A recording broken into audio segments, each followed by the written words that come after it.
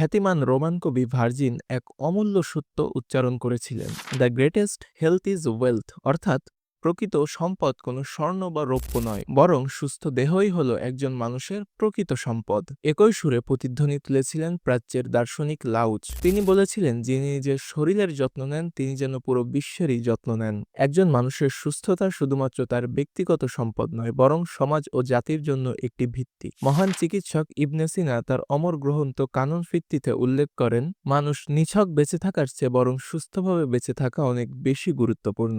শুধুমাত্র নিঃশ্বাস নেওয়াই জীবন নয়, বরং সুস্থ, সচেতন এবং কর্মক্ষম জীবনই আসল জীবন। এ সত্যের প্রমাণ ছড়িয়ে আছে মানব ইতিহাসের প্রতিটি যুগে। আমাদের জাতীয় কবি কাজী নজরুল ইসলাম, যে তার কবিতা এবং গানের মাধ্যমে গোটা জাতিকে জাগিয়ে তুলেছিলেন, তিনি যখন আক্রান্ত হলেন পিক্স ডিজিটস নামক এক নিউরোলজিক্যাল রোগে, তখন তার কলম থেমে গেল, জাগরণী কণ্ঠ স্তব্ধ হয়ে গেল এবং বাংলা সাহিত্য হারালো এক অমূল্য রত্ন। কবিগুরু খ্যাত রবীন্দ্রনাথ ঠাকুর শেষ জীবনে অসুস্থতার কাছে তিনিও স্তব্ধ হয়ে গেলেন, প্রমাণ করে গেলেন দেহ যখন ভেঙে পড়ে তখন প্রতিভার আলো নিভে আসে। এই ঘটনার প্রবাহ আমাদেরকে মনে করিয়ে দেয়, স্বাস্থ্য কেবলমাত্র ব্যক্তিগত কোনো সম্পদ নয়, বরং এটি সভ্যতার ভবিষ্যৎ নির্ধারণ করে, ইতিহাসের মোড় ঘুরিয়ে দেয়। চিকিৎসা বিজ্ঞানের বিবর্তনে বড় বড় রোগের আরোগ্য বা সমাধান আনে চিকিৎসা বিজ্ঞানীরা। ধীরে ধীরে গড়ে ওঠে নানা ধরনের দাতব্য প্রতিষ্ঠান এবং হসপিটাল। মানুষের মাঝে এই বিশ্বাস ছিল যে মানুষের জীবন কখনো ব্যবসার পণ্য হতে পারে না, কিন্তু মানুষ যখন বুঝতে পারল যে মানুষ সুস্থভাবে বেঁচে থাকার জন্য সবকিছু বিসর্জন দিতে প্রস্তুত, তখনই শুরু হলো এক নতুন বাণিজ্যের, আর তার নাম হাসপাতাল বাণিজ্য বা চিকিৎসা বাণিজ্য, যেখানে রোগীর চোখের পানি আর মানুষের নিঃশ্বাসকে সীমাবদ্ধ রাখা হয় লেনদেনের মাধ্যমে। আজ দেশের হসপিটালগুলো পরিণত হয়েছে একটি সুপার শপে, আর রোগীগুলো পরিণত হয়েছে কাস্টমারে। পকেটের টাকা ফুরিয়ে গেলে অক্সিজেন সিলিন্ডারটা সরিয়ে নিতে একবারও ভাববে না এসব সুপার শপের মালিকেরা। আর আমাদের আজকের ভিডিওর টপিকস এই বাংলাদেশের রমরমা চিকিৎসা ব্যবসা নিয়ে। আসসালামু আলাইকুম, কেমন আছেন আপনারা? স্বাগত জানাচ্ছি মিস্টেরিয়াস এসএমএস এর আরো একটি নতুন এপিসোডে, দি হসপিটাল বিজনেস ইন বাংলাদেশ। তো চলুন মূল ভিডিওতে যাওয়া যাক। মানুষের 6টি মৌলিক অধিকারের ভিতর চিকিৎসা একটি অন্যতম মৌলিক অধিকার। বর্তমান বাংলাদেশের প্রেক্ষাপটে অসুস্থতা মানুষের এক নিত্য নৈমিত্তিক সাথী। বাংলাদেশের মাত্রাতিরিক্ত জনসংখ্যা, দূষিত পরিবেশ এবং নিম্নমানের ভেজালযুক্ত খাবার প্রতিনিয়ত কমিয়ে দিচ্ছে আমাদের আয়ুকে। সারা বছর জুড়েই নানা রকম অসুস্থতা আমাদের লেগেই থাকে, আর এই অসুস্থতার সুযোগ নিচ্ছে কিছু হসপিটাল ব্যবসায়ীরা। খুলে নিয়ে বসে আছে এক একটি হসপিটাল নামক সুপার শপ, যেখানে বিক্রি করা হয় ভয়, আর্তনাদ আর বেঁচে থাকার আকুতি। বাংলাদেশের চিকিৎসা ব্যবস্থার এই ভয়াল রাজনীতির খেলার আমরা সকলেই শিকার। চলুন আপনাদেরকে এক অবিশ্বাস্য গল্প শোনাই। ঢাকার সরকারি হাসপাতালগুলোতে পা রাখলে মনে হয় যেন এক অবৈধ বাজারে প্রবেশ করেছি। চারপাশে ছড়িয়ে থাকে দালাল বাহিনী, কানে ভেসে আসে তাদের ডাক, স্ট্রেচার ঠেলতেও তাদের অনুমতি নেওয়া লাগে। অপারেশন থিয়েটার থেকে শুরু করে একটি ওয়ার্ড পর্যন্ত প্রতিটি জায়গার নিয়ন্ত্রণ তাদের হাতে।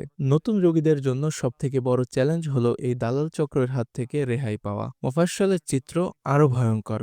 চোখের সামনে ডজনখানিক সিট খালি থাকলেও ঘুষ বা আত্মীয় স্বজনের সুপারিশ ছাড়া সে সিটে জায়গা হবে না আপনার। সরকারি ঔষধ যা সবার জন্য বরাদ্দ আছে, কিন্তু এই ঔষধের ক্যাবিনেট খুললেই দেখা যায় শুধু ধুলার স্তর। মনে হয় এগুলো সাধারণ মানুষের জন্য বরাদ্দ নয়, বরং শুধুমাত্র বরাদ্দ ডাক্তার, নার্স এবং হসপিটাল কর্মীদের জন্য।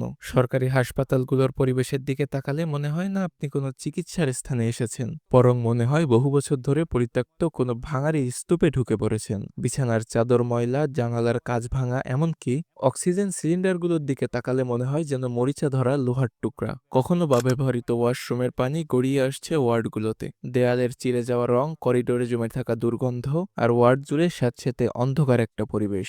দেখে মনে হবে এটা কোনো হসপিটাল নয়, বরং একটি দুঃস্বপ্নের কারাগার। অত্যাধুনিক সব মেশিন আছে, কিন্তু সেগুলো সচল করা হয় না, কারণ এগুলো যদি সচল করা হয় তাহলে পাশের ডায়াগনস্টিক সেন্টারের কমিশন কমে যাবে। রোগীকে তাই এক প্রকার জোর করেই পাঠানো হয় কোনো প্রাইভেট হসপিটালের ডায়াগনস্টিক সেন্টারে। একজন রোগীর ম্যাক্সিমাম টাকাই শেষ হয়ে যায় এই টেস্টের পেছনেই, অথচ এই সকল টেস্ট তার কোনো প্রয়োজনই ছিল না। আর এই ভুয়া টেস্টের খপ্পরে পড়ে সে হয়ে যায় সর্বশান্ত।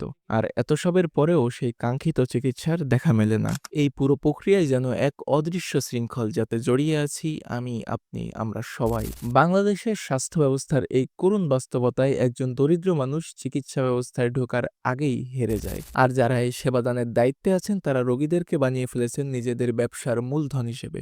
আর এটাই বাংলাদেশের চিকিৎসা ব্যবস্থার এক ভয়াবহ সত্যতা, যেখানে সুচিকিৎসার কোনো নামগন্ধ নেই, শুধুমাত্র আছে সীমাহীন দুর্নীতি আর দালালের কর্তৃত্ব।